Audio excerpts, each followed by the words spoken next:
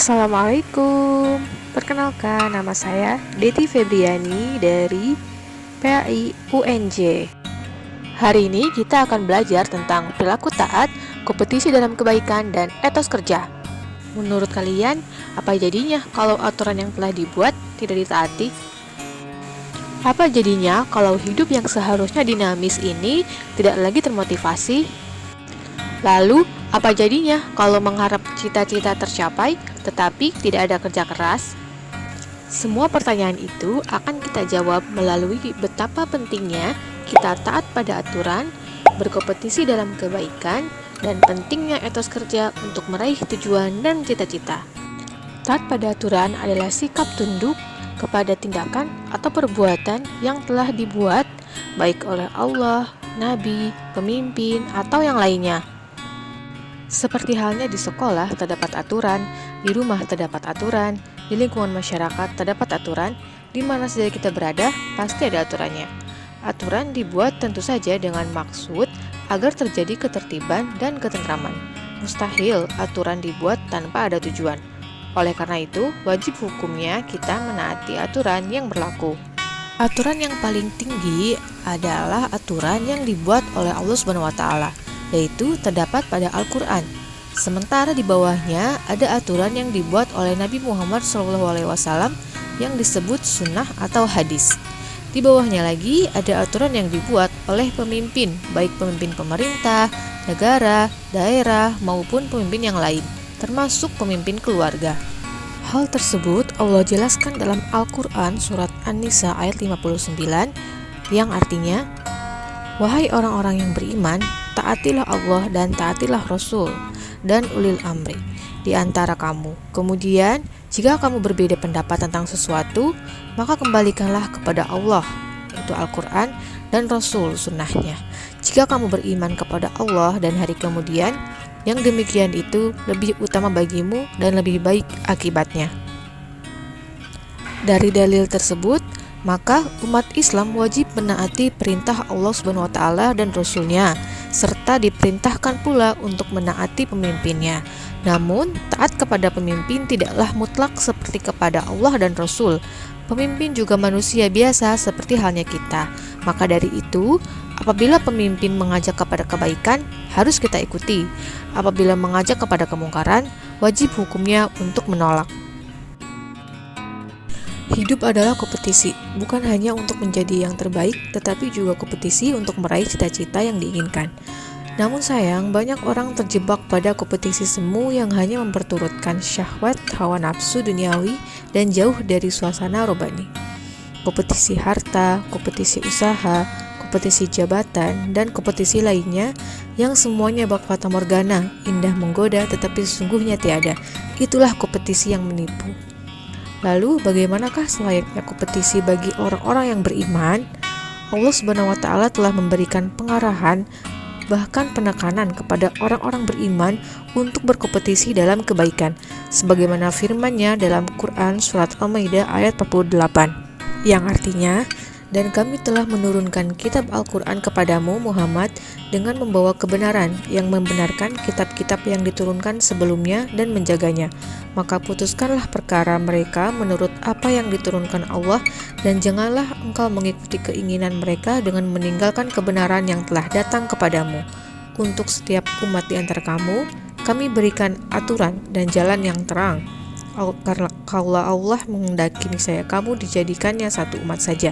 Tetapi Allah hendak menguji kamu terhadap karunia yang telah diberikannya kepadamu. Maka berlomba-lombalah berbuat kebajikan, hanya kepada Allah kamu semua kembali, lalu diberitahukannya kepadamu terhadap apa yang dahulu kamu perselisihkan." Dalil ini menjelaskan bahwa setiap kaum diberikan aturan atau syariat. Syariat setiap kaum berbeda-beda sesuai dengan waktu dan keadaan hidupnya. Meskipun mereka berbeda-beda, yang terpenting adalah semuanya beribadah dalam rangka mencari ridho Allah atau berlomba-lomba dalam kebaikan. Mengapa kita diperintahkan untuk berlomba-lomba dalam kebaikan? Pertama, melakukan kebaikan itu tidak bisa ditunda-tunda, harus segera dikerjakan. Sebab kesempatan hidup sangat terbatas. Begitu juga kesempatan berbuat baik belum tentu setiap saat kita dapatkan. Kematian bisa datang secara tiba-tiba tanpa diketahui sebabnya. Oleh karena itu, begitu ada kesempatan untuk berbuat baik, jangan ditunda-tunda lagi, tetapi segera dikerjakan. Kedua, bahwa untuk berbuat baik hendaknya saling memotivasi dan saling tolong-menolong.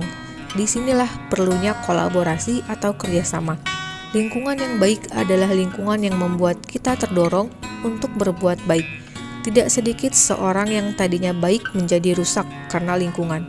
Lingkungan yang saling mendukung kebaikan akan tercipta kebiasaan berbuat baik secara istiqomah. Sudah menjadi kewajiban manusia sebagai makhluk yang memiliki banyak kebutuhan dan kepentingan dalam kehidupannya untuk berusaha memenuhinya. Seorang muslim haruslah menyeimbangkan antara kepentingan dunia dan akhirat. Tidaklah semata hanya berorientasi pada kehidupan akhirat saja, melainkan harus memikirkan kepentingan kehidupannya di dunia. Untuk menyeimbangkan antara kehidupan dunia dan akhirat, wajiblah seorang muslim untuk bekerja. Dalam Al-Quran maupun hadis, banyak ditemukan literatur yang memerintahkan seorang muslim untuk bekerja dalam rangka memenuhi dan melengkapi kebutuhan duniawi. Salah satu perintah Allah kepada umatnya untuk bekerja termaktub dalam Quran Surat At-Taubah ayat 105 yang artinya, "Dan katakanlah, bekerjalah kamu maka Allah akan melihat pekerjaanmu. Begitu juga Rasulnya dan orang-orang mukmin, dan kamu akan dikembalikan kepada Allah yang mengetahui yang gaib dan yang nyata. Lalu diberitakannya kepada kamu apa yang telah kamu kerjakan." Ayat ini menjelaskan bahwa Allah SWT memerintahkan kepada kita untuk semangat dalam melakukan amal soleh sebanyak-banyaknya. Allah SWT akan melihat dan menilai amal-amal tersebut, karena pada akhirnya seluruh manusia akan dikembalikan kepada Allah dengan membawa amal perbuatannya masing-masing. Ayat di atas juga menjelaskan bahwa Allah SWT memerintahkan kita untuk bekerja memenuhi kehidupan duniawi, dan Allah pasti akan membalas semua yang telah kita kerjakan. Hal yang perlu diperhatikan dalam ayat ini adalah penegasan Allah SWT bahwa motivasi atau niat bekerja itu mestilah benar. Umat Islam dianjurkan agar tidak hanya merasa cukup dengan melakukan tobat saja, tetapi harus dibarengi dengan usaha-usaha untuk melakukan perbuatan terpuji yang lainnya, seperti menunaikan zakat, membantu orang-orang yang membutuhkan pertolongan, menyegerakan untuk mengerjakan sholat, saling menasehati teman dalam hal kebenaran dan kesabaran, dan masih banyak lagi usaha-usaha lain yang sangat terpuji. Semua itu dilakukan atas dasar taat dan patuh kepada perintah Allah dan yakin bahwa Allah pasti menyaksikan itu. Maka dari itu, bekerjalah dengan sungguh-sungguh dan maksimal. Bekerjalah sesuai dengan aturan Allah dan Rasul-Nya. Kalau pekerjaan itu tidak baik dan tidak benar, jauhilah. Jangan sampai di kemudian hari baru menyesal. Sungguh tidak ada artinya.